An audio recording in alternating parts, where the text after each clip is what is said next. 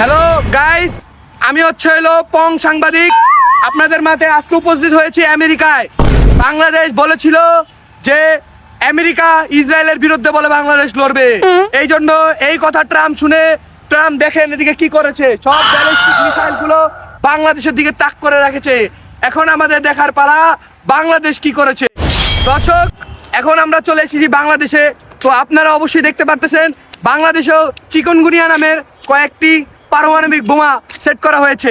এই যে আমার পিছনে দেখতে পারতেছেন, এগুলো হচ্ছে চিকনগুনিয়া পারমাণবিক বোমা। তো আমরা এই বোমার সম্পর্কে, এই বোমার পাওয়ার সম্পর্কে যারা এখানে আছে তাদের থেকে জেনে নিব এর বোমের পাওয়ার কেমন। চলুন আপনারা আসুন আমাদের সাথে। Hello sir. হ্যাঁ ভাই, কোন ভাই? নিচে নামেন, যদি একটু কষ্ট করেন নিচে নামতেন। ভাই 2 মিনিট দাঁড়ান না,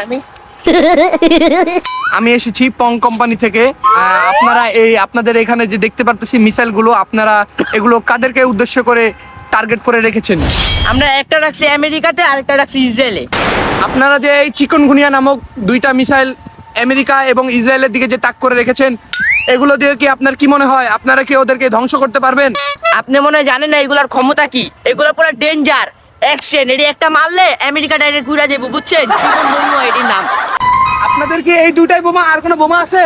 আছে না, মানে ওখানে আমাদের একটা আন্ডারগ্রাউন্ডের বোমা আছে। তো চলুন আমরা আন্ডারগ্রাউন্ডের বোমাটা আছে। দেখে আসি। আপনাদের বোমা কোনটা? এই যে এটা আমাদের বোমা।